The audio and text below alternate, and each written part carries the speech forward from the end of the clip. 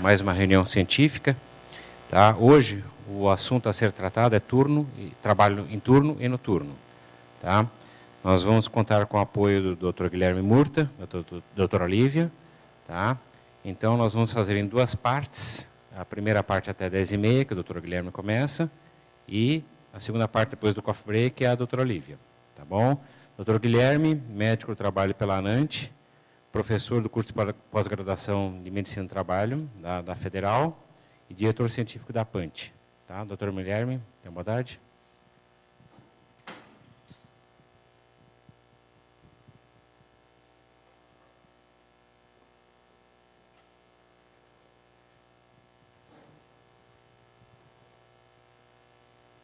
Bom dia a todos.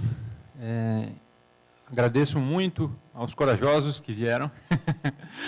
Muito obrigado por estarem aqui nesse sábado chuvoso, nesse friozinho. Espero que vale a pena o que vocês vão assistir aqui. Vou falar um pouco sobre a parte teórica e alguns casos de referência bibliográfica dentro da saúde ocupacional com relação a esse tema. E depois vai ter o coffee break. E, na sequência, a doutora Lívia vai falar sobre alguns casos reais que acontecem no dia a dia da medicina do trabalho, que ela vivenciou. Então, eu acho que vai ser uma atividade bastante produtiva. Ao final dessa nossa conversa, haverá espaço para perguntas no final da apresentação, para mim e para a doutora Lívia, e que vocês se sintam muito bem à vontade de interagir com a gente. Bom, então aqui a gente vai começar com o histórico. Pessoal, esse aqui é o deus Hipnos, da mitologia grega. Tá? Então, desde sempre, a história da humanidade conviveu com essas situações de sono e vigília. E retratava isso de várias formas.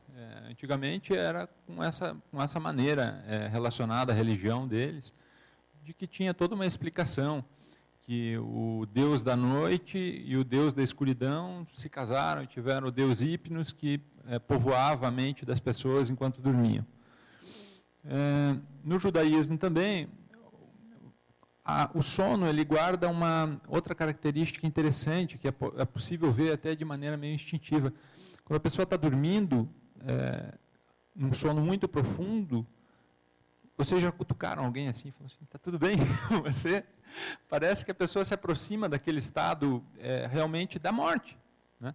Então, o Talmud do judaísmo atribui ao sono 1/60 da morte, que também faz parte. E os filósofos, vários deles, tratavam do sono e principalmente dos sonhos, né, para interpretar problemas da nossa vida, do dia a dia. Na medicina do trabalho, nós temos alguns exemplos também da parte histórica.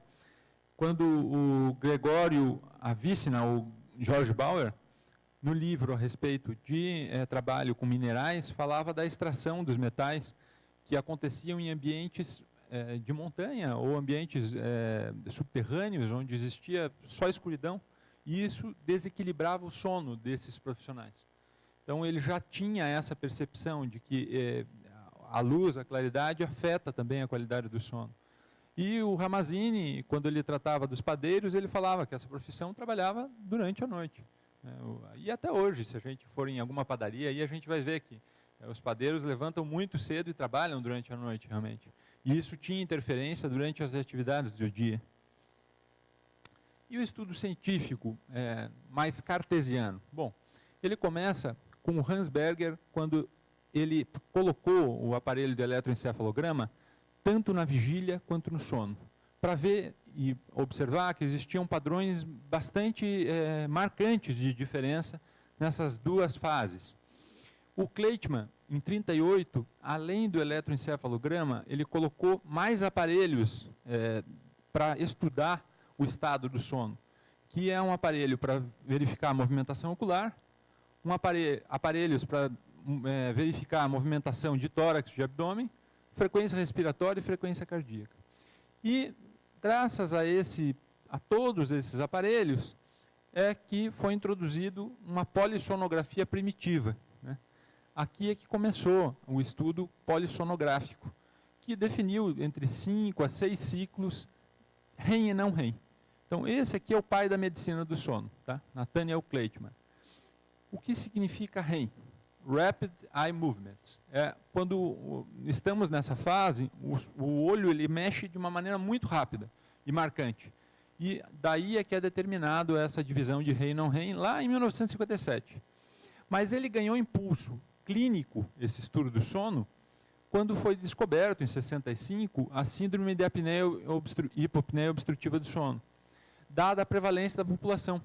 Por muitas pessoas terem esse tipo de distúrbio, que causa uma sonolência diurna importante, a polissonografia foi disseminada, saindo dos laboratórios de pesquisa, para uma aplicação mais clínica e diagnóstica. Na fisiologia, então, o que nós temos hoje é o seguinte. Na polissonografia, então, tem o eletroencefalograma, eletrooculograma e eletromiograma. Divide-se em fase REM e não REM, sendo a não REM da fase 1 a 4. A não REM, ela abrange entre 70% e 75% do tempo total de sono. E a fase REM, entre 20% e 25%. Numa noite, nós fazemos de 4 a 6 ciclos REM e não REM. O REM, quais são as características do não REM? Então, assim que a gente adormece, a gente começa da fase 1 e vai progredindo até a fase 4, sendo que a fase 3 e 4 são classificadas como fases profundas de sono, e a fase REM é aquela fase que a gente conversou a respeito do movimento ocular. Além disso, o que acontece nessas fases? Bom, o não REM, há uma diminuição progressiva da frequência cardíaca, respiratória, tônus muscular e aumento de ondas lentas do eletroencefalograma. Então, isso acontece tudo na fase não REM. No REM, isso chega ao ápice, chegando uma hipotonia muscular, ou até atonia muscular, preferencialmente. Só que acontece o seguinte, aumenta a frequência respiratória e as ondas do eletroencéfalo, que estavam se lentificando, voltam a ficar no estado de vigília, muito semelhante ao estado de vigília.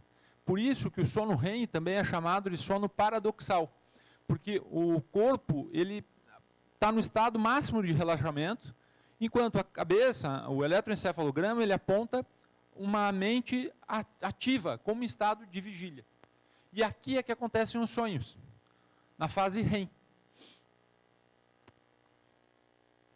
Isso tudo que eu estou falando a respeito de fisiologia, daqui a pouco eu vou mostrar a aplicação disso tudo, tá, pessoal? Não é só para mostrar. Então, acordado, a onda do eletroencefalograma é assim, é bem ativa, e veja só no sono REM, ó, também tem uma atividade grande. Enquanto que do estágio 1 até o estágio 4, ela vai se lentificando. Olha a diferença de padrão marcante que existe. Então, isso daqui, numa polissonografia, torna-se muito marcante a definição de qual fase de sono que aquele indivíduo está passando durante o adormecimento. Então, novamente, fase do estágio 1, que é mais superficial, 2, 3, 4, que são as fases profundas, e o sono REM. Pois bem, qual a importância de cada fase dessa, a correlação disso para o nosso corpo? A fase 3 e a fase 4 são responsáveis pelo restabelecimento das funções orgânicas mais primitivas. Então, a nossa produção e o nosso relaxamento muscular, a nossa produção de hormônio de crescimento, tá? Toda essa parte de recuperação de musculatura, recuperação de músculo esquelético, acontece na fase do sono não REM 3 e 4. E a recuperação cognitiva da memória acontece no sono REM. Tá? Então, essa que é a maior importância dessa classificação. Se o indivíduo está tendo pouquíssimo sono REM, a tendência é que ele tenha mais desatenção, que ele tenha menor memorização, que ele cause mais acidentes. E no fase 3 e 4, se isso daqui está muito baixo, a tendência é que ele fique mais cansado, tenha uma tendência maior de ter problemas osteomusculares mais precoces. Tá? Então, essa é a principal importância de conseguir classificar e conseguir definir cada fase do sono. O ser humano, ele é adaptado para trabalhar de dia ou de noite? De dia. O ser humano não é adaptado para trabalhar à noite. Se a gente compara com outros animais, animais que trabalham à noite, eles têm uma adaptação fisiológica inteira para funcionar bem à noite. A gente não tem essa adaptação. A gente tem uma determinação genética de trabalhar durante o dia. Só que se fura o pneu do carro de alguém aqui, ou quebra o carro às 3 da manhã, a gente vai querer que alguém conserte o nosso carro, a gente vai querer sair do lugar. Então, as pessoas têm que trabalhar à noite. Na sociedade em que a gente vive, é impossível isso não acontecer. Você está tendo um familiar que está tendo uma dispneia importante às 2 da manhã, você vai levar no hospital e vai querer que alguém atenda e atenda bem. Então, é evidente, a nossa sociedade não para. E não para por aí. A indústria também, né? Se você tem uma máquina que produz 1.000 peças durante o dia e você tem uma demanda de 1.500, ela vai rodar à noite, pessoal. E vai ter que ter alguém para trabalhar à noite. Ele não vai comprar 2 máquinas para trabalhar só durante o dia. Então, as demandas estão aí, a gente tem que lidar com elas. Só que a gente tem como lidar de uma maneira inteligente. E é isso que a gente vai continuar conversando. Tudo bem, a gente tem que trabalhar, a gente é feito para trabalhar durante o dia. Mas existem diferenças individuais, pessoas que trabalham melhor de manhãzinha, pessoas que trabalham melhor no final da noite. Tem isso, não tem? Vocês já devem ter tido colegas aí que, não, eu rendo estudando de madrugada. O outro fala, não, eu rendo estudando de manhãzinha. Isso não é frescura e, ao contrário que muita gente imagina, também não é uma determinação só familiar. Que às vezes isso é criado dessa maneira, mas não é só isso. Existe uma determinação genética para isso chamada cronótipo. Então a ciência já descobriu que geneticamente tem pessoas que têm característica matutina e vespertina, que é justamente isso que a gente está falando. Tem pessoas que rendem mais bem cedinho, tem pessoas que rendem mais no final do dia, e isso também é uma atribuição genética. Isso aqui a gente já conversou das fases do que cada um é responsável. Isso, a referência bibliográfica que a gente tira da média do sono, assim, as pessoas precisam no mínimo de 5 horas assim, por noite. Tá? De 5 a 8, 10 horas por noite de sono. Ou, como eu coloquei aqui, agora a gente não pode falar só mais noite, porque tem gente que dorme durante o dia, então, por 24 horas, de 5 a 8 horas. Conheço alguém que dorme 2 horas por noite só. Isso é ponto fora da curva. Tá? Não é o natural. Esse quadro aqui, eu acho que é bem bacana prestar bem atenção, porque ele vai elucidar uma série de coisas. Tudo aquilo que a gente estava conversando de fisiologia é aplicado nesse quadro aqui. Então, isso daqui é uma representação gráfica de uma polissonografia de cerca de 7 horas e meia de sono. Tá? Nessa representação gráfica, a gente vai ter a correlação da fase do sono. Então, imaginem que cada curvinha dessa daqui é uma fase de sono correlacionado com hora de sono. Então, por exemplo, aqui ele dormiu, estava acordado, começou a dormir. Aqui começou a fase 1, teve um pouquinho de fase 1, já passou para a fase 2. Começou a fase 2, já passou para a fase 3, que teve bem pouquinho, ficou esse tempo em fase 4, voltou para a fase 2, veio para a fase 3, fase 4, fase 2, REM. Aqui é que atingiu o REM, 2 horas. E essa quantidade de REM, alguns minutos. Perfeito? Tá. Então, isso aqui é a representação gráfica de tempo pelo fase do sono. Prestem atenção. O tempo que demora para ele vir da vigília ao sono REM aqui, deu quanto tempo? 2 horas. 2 horas para ele entrar em fase REM. Isso é importante. Isso aqui é um sono normal. Tá? Quem está muito cansado, quem está com uma fadiga incrível e está muito sonolento, isso aqui demora muito menos tempo. As fases superficiais de sono, a pessoa quase não tem. Ela afunda direto para a fase 3, 4 e já vai para o REM. Quando a gente está bem cansado, ou quando a gente dorme com alguém que esteja bem cansado, vocês já perceberam que quando a pessoa está bem cansada, ela começa a dar uns tremeliques assim, rapidinho? Vocês já viram isso? É isso, tá? Ela passou rápido para a fase. Se a pessoa está relaxada, ela demora mais para dar esses tremeliquezinhos. Assim. Esses tremeliques, eles sinalizam quando a pessoa está entrando em sono profundo, tá? Então, isso é um ponto. O outro ponto, Percebam aqui que, ao longo da noite, a fase REM e as fases de sono profunda vão aumentando a quantidade. Estão vendo aqui? Então, imaginem que você dorme, você colocou o sujeito para dormir 3 horas. Quanto que ele teve de sono REM? Só isso aqui, pessoal. Então, não é proporcional. Ele dormiu 3 horas, teve isso de sono REM. Ele dormiu 6, ele teve o dobro. Teve o dobro ou teve mais que o dobro? Ó, 6 horas, tá? É o dobro de 3. Tem isso mais isso. Isso mais isso é quantas vezes isso? É umas 4 vezes isso. Então, a quantidade do sono, ela não é assim proporcional ao tempo de cada fase de sono. Isso é muito importante saber. Então, dormir pouco é ficar muito cansado? Na prática, a gente sabe que é. A explicação fisiológica é essa daqui. É. Por quê? Porque você tem menos sono profundo e menos sono REM. Por isso que é importante um tempo maior. E quando falam em cochilar durante o dia, ajuda bastante? Ajuda. Por quê? Porque aqui está em 2 horas, né, que começou o REM.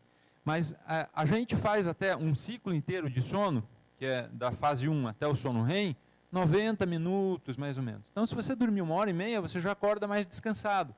Porque nesse tempo você teve essas fases de sono. E se você estiver cansado, você chega no sono profundo mais rápido ainda. Então, mesmo uma cochilada de meia hora, ela restabelece. Todos os artigos que a gente tem ultimamente visto, e eu vou mostrar, eles recomendam sono durante o dia, para quem trabalha à noite.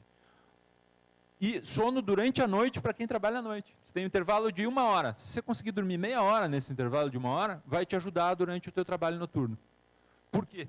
Porque você vai ter oportunidade de ter o sono profundo e o REM, mesmo que alguns minutos, que vão te garantir um restabelecimento das funções somáticas e cognitivas. Tá bom? Bom, então o que a gente tem de distúrbios? Tá? Isso daqui é ponto tudo pacífico, pessoal. Tem um monte de referência. Nada do que eu estou falando para vocês aqui é da minha cabeça. Tudo tem referências. Vocês vão ver. Hábitos gastrointestinais, depressão, abuso de substâncias. Então, quem trabalha à noite tem uma tendência maior a ter dependência química? A literatura diz que tem. Obesidade, alteração de libido, diminuição de reflexo, desatenção. Tudo isso daqui é fato. Tá? E a gente entende por quê. Porque a gente não é feito para trabalhar durante a noite. Isso causa um desequilíbrio e causa consequências. Alterações gastrointestinais em quem trabalha à noite. Ó, isso aqui em enfermeiras, tá? Síndrome do disfunção de Bowel aqui. Então, aumenta então esse score, enquanto aumenta também os turnos. E aumenta o score de ansiedade. Aumenta o risco de câncer em quem trabalha à noite. Pessoal, razão de chance, por exemplo, para quem tem mais de 30 anos, olha, é progressivo. Isso é bem interessante. Quanto mais tempo de night shift do turno noturno, quanto mais tempo disso, tem um aumento da chance de câncer. Tá? Então, é provavelmente carcinogênico. Quem que falou isso? Yark. Conhece Yark? Yark. Câncer de próstata não é definido, mas câncer de seio, por exemplo, tem odds ratio, inclusive, com 95% de certeza, de significância. Tá? Isso é uma outra coisa interessante. É instintivo, todo mundo sabe.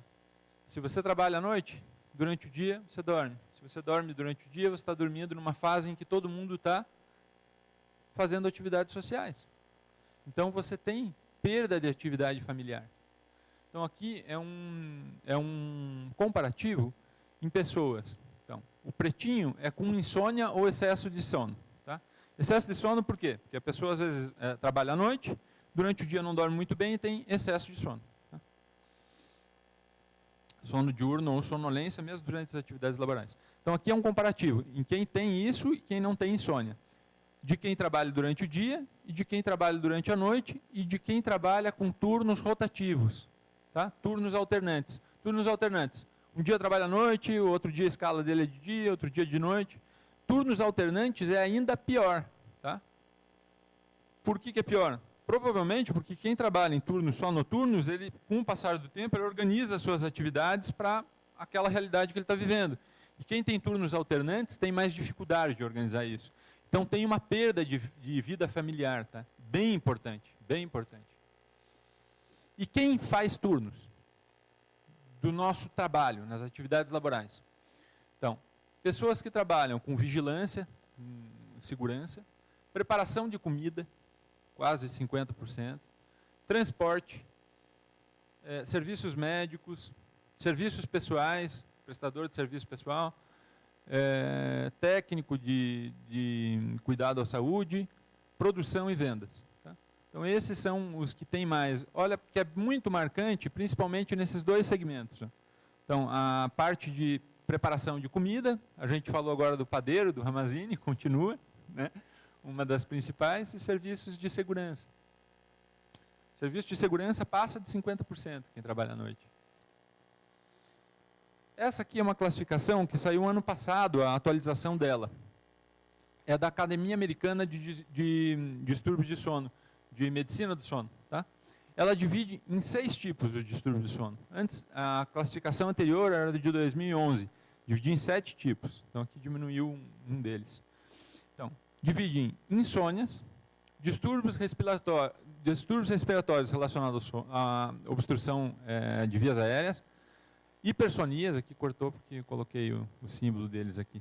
Aliás, olha que legal esse símbolo deles. Ó. Isso aqui é uma adaptação daquele símbolo do Yin e Yang lá do japonês, né, que demonstra aquele símbolo, o equilíbrio entre um lado e o outro lado da energia, que a medicina oriental acredita bastante. E a Academia do Sono, ela usou esse mesmo símbolo e colocou a mesma figuração, o escuro como sono, e daí você vê aqui que o sleep está em branco e o wake, acordado, em branco. Só que a palavra wake está em preto. O símbolo chinês, ele é igualzinho, pessoal. Ele tem um pontinho aqui que é branco e um pontinho aqui que é preto. Porque mesmo dentro do sono, tem um pouquinho de acordado. E mesmo dentro do acordado, tem um pouquinho do sono. Até isso eles fizeram uma correlação muito interessante. Assim. Bom, continuando. Então, distúrbio de ritmo circadiano, as parassonias e o movimento relacionado ao sono. Então, são 6 as divisões. Qual que tem mais interesse para a medicina ocupacional? São esses 3 distúrbios. Insônias e distúrbios respiratórios relacionados ao sono, que pela frequência, e do ritmo circadiano pela atividade laboral durante a noite. Insônia. Cada uma dessas definições, cada uma dessas classificações tem uma definição muito específica que eu acho que é interessante a gente saber. Então, o que é insônia? Dificuldade de iniciar ou manter o sono, ter um sono que não é reparador, ou seja, insuficiente para uma boa qualidade do alerta e bem-estar físico e mental, como comprometimento do desempenho das funções das atividades diurnas. Tá? Então, com essa definição, a gente já entende o porquê que pode causar tanto acidente a alguém que tem insônia. E ele está presente em até 50% das populações em alguma fase da vida. Alguma pessoa, se você estudar um indivíduo, em alguma fase da vida, 50% deles já tiveram insônia. Síndrome de apneia e hipopneia obstrutiva. Então, a apneia é a interrupção do fluxo igual ou maior do que 10 segundos. É quando a pessoa realmente para de respirar à noite, durante pelo menos 10 segundos, e depois volta a respirar. Isso é apneia. É o que muitas esposas e muitos maridos nossos, às vezes, acordam a gente assustado. Parou de respirar, parou de respirar. Não, apneia, tudo bem, parou de respirar, mas isso não é incomum. Não é tão terrível assim como os companheiros às vezes acham. E hipopneia é uma diminuição do fluxo maior do que 30%, associada a uma queda de saturação de oxigênio. Então, aqui já é uma definição muito mais técnica, que não vem tanto ao caso da nossa realidade da saúde ocupacional. Mas é importante saber que existe essa definição muito clara do que é uma coisa e do que é outra. A Sarros, eu faço questão de colocar aqui, porque ela está diagnosticada de 2 a 10% das populações. Só que o subdiagnóstico chega a 90%. A maior parte das pessoas que tem isso, não sabe que tem isso. E se não sabe que tem isso, não trata. Isso, 30% das pessoas que têm isso têm hipertensão. Essas pessoas têm 2,5 vezes quase chance maior de ter insuficiência cardíaca congestiva e tem um aumento de risco de ter infarto agudo do miocárdio. Então, são motivos suficientes para diminuir isso aqui. E aqui, o que a gente está trabalhando hoje com maior ênfase é esses distúrbios relacionados a turnos, né? Então, quando que acontece esse distúrbio de ritmo circadiano? Então, é uma insônia ou sonolência diurna persistente associada ao descompasso entre ritmo circadiano endógeno e fatores exógenos. Olha que definição mais elegante. É isso. Tá? Ou, insônia ou sonolência associada à escala de trabalho sobreposta ao horário habitual do sono. Ao menos uma vez ao mês. Olha que legal. Ele até coloca a frequência. Ao menos uma vez ao mês. Por isso que o turno alternante ele pode gerar distúrbio de ritmo circadiano de sono, mesmo que for assim, uma vez ao mês, 2, 3 vezes ao mês. Isso pode ser um gatilho para distúrbios de ritmo circadiano de sono. E o que é muito marcante também é isso aqui, pessoal. O quadro, depois de instalado, ele pode persistir depois da mudança de turno. Então, não é incomum a gente, às vezes, quando a gente trabalha muito com pessoas que trabalham à noite por algum tempo, não é incomum dizer, olha, eu nunca tive problema para dormir. Mudei para o turno, comecei a ter. Voltei para o turno habitual, continuo tendo problema para dormir. Isso é real, tá? É descrito na literatura. Prevalência. Então, entre as populações dos trabalhadores que trabalham em turno alternante ou em turno noturno, de 10 a 38% tem esses distúrbios de ritmo circadiano do sono. E na população em geral, entre 2% e 5%. Beleza, como que a gente diagnostica? Então, em laboratório, claro, padrão ouro, polissonografia. TMLS, que é o teste das múltiplas latências de sono, é um outro teste que pode ser utilizado, mas ele é reservado para narcolepsia, para outro diagnóstico. Então, para a nossa realidade, seria a polissonografia. Tem como fazer polissonografia em todo mundo que trabalha à noite? É utópico a gente pensar nisso. Então, tem uma dica muito legal. Tem uma escala que ela tem uma correlação direta com a presença ou não de sonolência diurna. Essa presença ou não de sonolência diurna, para síndrome de apneia e hipopneia obstrutiva do sono, tem uma correlação direta de existir ou não. Então, deixa eu te mostrar que essa é a escala de Epworth. Então, essa escala aqui, que é chamada escala de Epworth, se o somatório desses fatores aqui, que a pessoa responde, ela lê esse questionário, então ele lê esse questionário e fala, qual é a chance de você cochilar nas seguintes situações? Então, tem essas 8 alternativas aqui, e ela vai marcar de 0 a 3. 0 não tem nenhuma chance de cochilar, 3, chance máxima de cochilar. Marca aqui. Se o total der 10 ou mais, ele tem uma chance maior de 85% de ter um distúrbio de sono, provavelmente síndrome de apneia ou hipopneia obstrutiva de sono. Tá? Maior de 85%. Tem uma correlação de polissonografia. O que não existe aqui é uma relação numérica. Então, por exemplo, se der 11 ou se der 20, isso não quer dizer que a pessoa tenha um distúrbio leve ou grave. Você não pode graduar o distúrbio. Mas você pode afirmar, falar assim, não, é muito provável que essa pessoa tenha essa síndrome. Então, dando um score alto aqui, aí sim, talvez seja interessante pensar numa polissonografia, para confirmar o diagnóstico. Tá? E isso daqui é importante explicar para o paciente, quando ele responder, que é em média. Porque se você ler uma dessas alternativas aqui,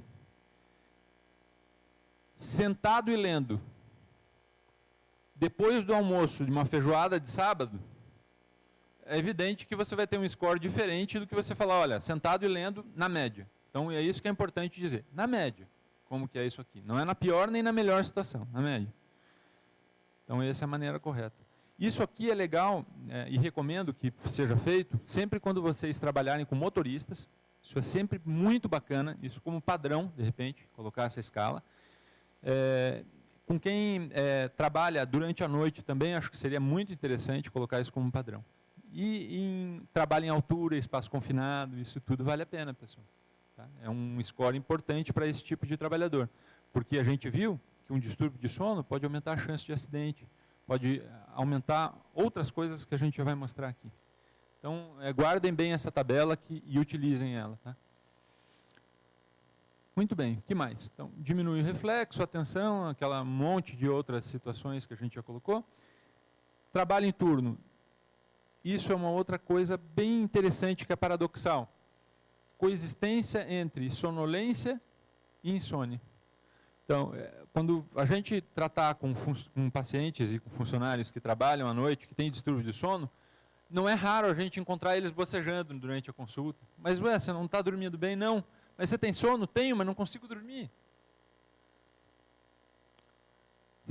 Isso é um outro fator que é bem bacana de saber. Distúrbios de sono causam diminuição da memória operacional. Memória operacional é aquela memória assim. Você vai pegar, o operador de empilhadeira vai pegar a caixa do pallet 24 do bloco A e levar para o pallet 23 do bloco C. Ele pega do 24 do bloco A, chega no meio do caminho e já não lembra mais onde que ele tem que entregar a carga. Isso é muito marcante em distúrbio de sono. Bom, como que é o sono diurno? Mais curto, mais deficitário. Diminui fase 4, diminui REM. Já mostrei para vocês naquele outro gráfico. Fadiga é mais prevalente em quem trabalha à noite. E isso aqui é um dado. Hoje em dia falam muito de carro, né? Você não pode dirigir celular que é igual como tivesse bêbado, não é isso? Que eles falam? Parece sempre na televisão isso. Beleza, distúrbio de sono é a mesma coisa. A ingestão de álcool é equiparada ao desempenho mental do dia seguinte de quem tem privação de sono. Como que uma pessoa dessas pode ser um motorista? Como que pode ser um motorista? Né? Tem que abordar isso de uma maneira inteligente. E, claro, eles causam esses impactos no nosso ambiente de trabalho, desde incidentes até desastres. Tem uma série de desastres, até aquela explosão do Challenger, vazamento de Chernobyl, isso aqui tudo tem investigações que apontam que tem influência de distúrbios de sono nesses catástrofes aqui. E agora a gente vai passar para alguns exemplos da literatura entre classes de trabalhadores. Né? Então, existe um estudo, muitos estudos, e a maior parte deles tem relação com motoristas, pelos impactos que a gente sabe que acontecem.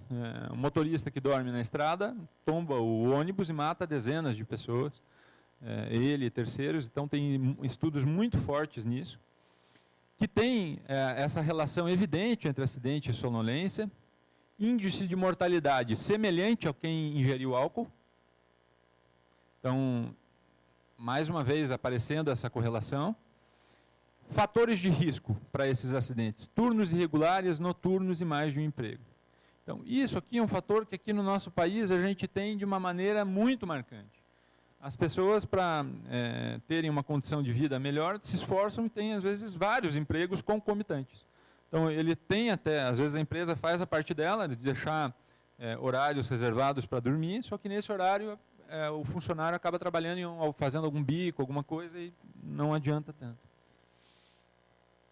Área médica. Então, esse estudo aqui foi feito com anestesistas de plantão, em que foi identificado que, à noite, tem uma tendência de ter mais morosidade, negligência dos protocolos. Isso era um protocolo de intubação que foi estudado, que era negligenciado à noite, de dia era feito corretamente, e diminuição da destreza manual também.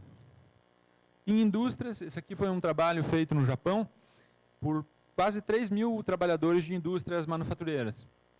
Então, eles viram um aumento de acidentes com algumas correlações bem objetivas. Então, aumento da latência de sono. Latência de sono é o tempo entre a pessoa deitar e dormir. Quando essa latência é maior do que 30 minutos, existe uma correlação entre aumento de acidentes. Má qualidade do sono, redução do tempo de sono. Então, nesse estudo, ele apresentava quem dorme menos de 6 horas, já tem uma correlação com o aumento de acidentes. Esse outro estudo em relação a operários da construção civil, eu achei bacana porque eles fizeram um estudo caso-controle, com 880 casos e 880 controles. Os casos eram funcionários que tinham pelo menos um acidente nos últimos 2 anos. E os controles, 880 funcionários sem nenhum acidente. E eles fizeram algumas tabelas e fizeram alguns estudos e chegaram que a sonolência guarda relação com a incidência dos acidentes. E aqui, independente do grau de dano, aqui não foi estudado a gravidade do acidente, sim só a frequência. Tá? Esse aqui é um estudo gigantesco, pessoal.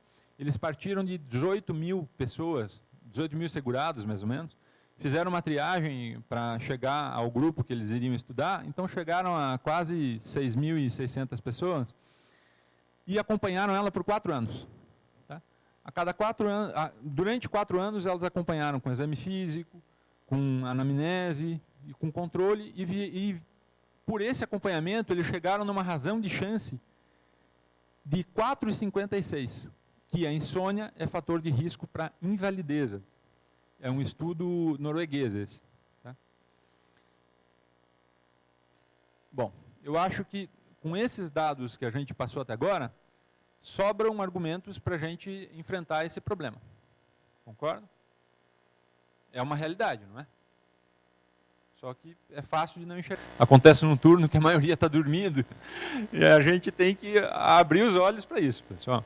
Então, como a gente pode fazer? Então, aqui são recomendações.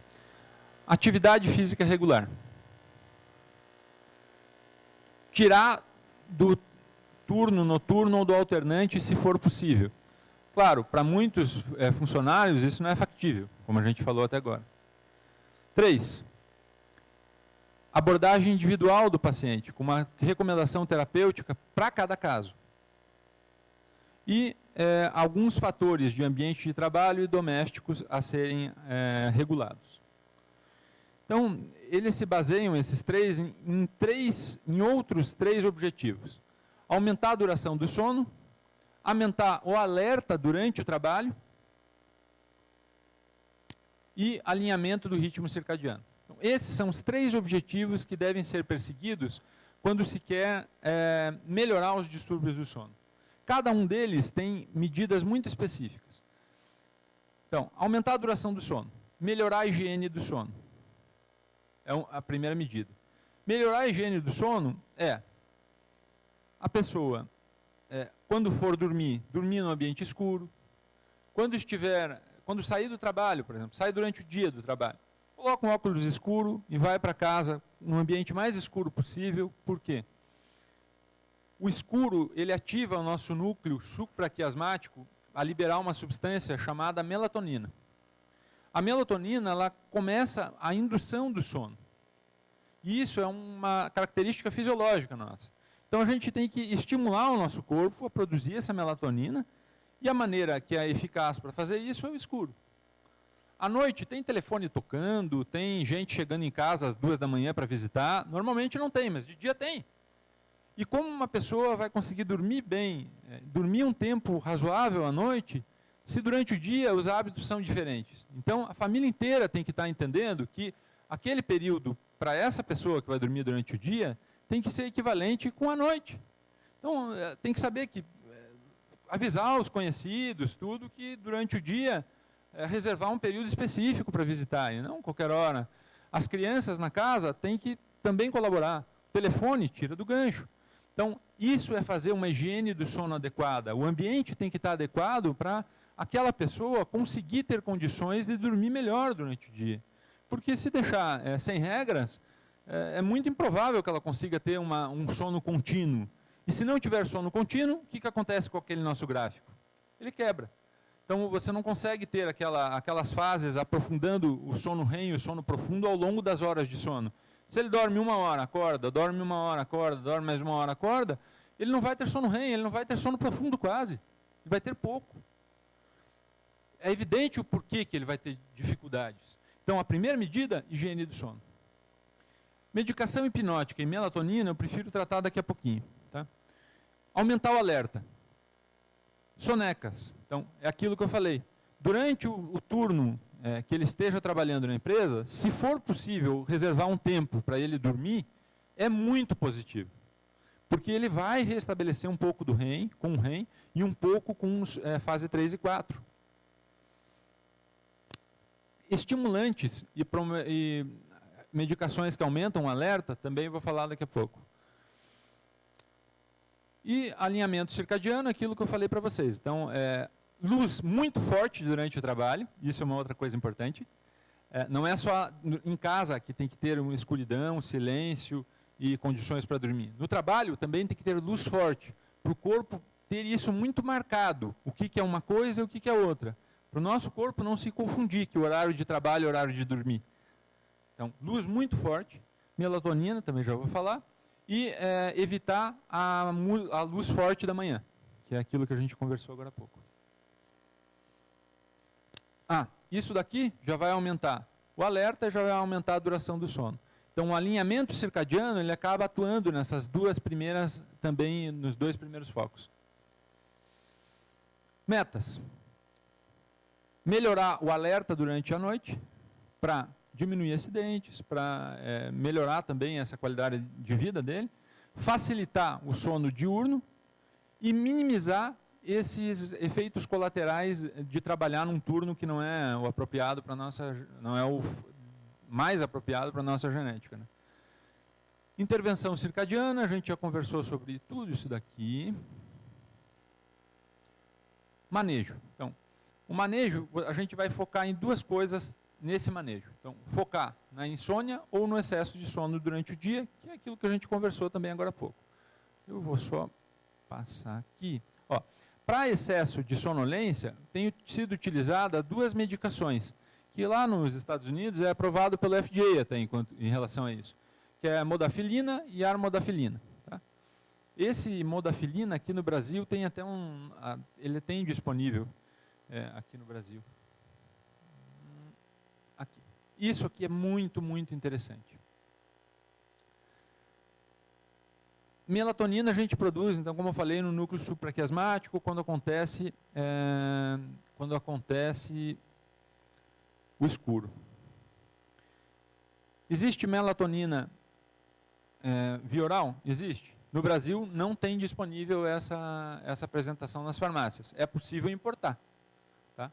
Mas isso não tem disponível. Mas mesmo a melatonina, quando que ela é interessante? Ela é interessante usar só quando você está dormindo fora de fase. Ou seja, só para quem dorme durante o dia mesmo. Para aquelas pessoas que têm insônia e tomam melatonina à noite, a literatura não aponta um benefício muito grande. Podem perceber aqui. Então, aqui é o placebo, a primeira coluna. Aqui é com uma dose de 0,3 miligramas e aqui é com uma dose de 5 miligramas. Ou seja, essa segunda aqui, pessoal, é cerca de umas 16, 17 vezes doses dessa segunda coluna. Muito mais dose. Tá? Então, aqui você tem um ganho muito pequeno quando o sono é na fase.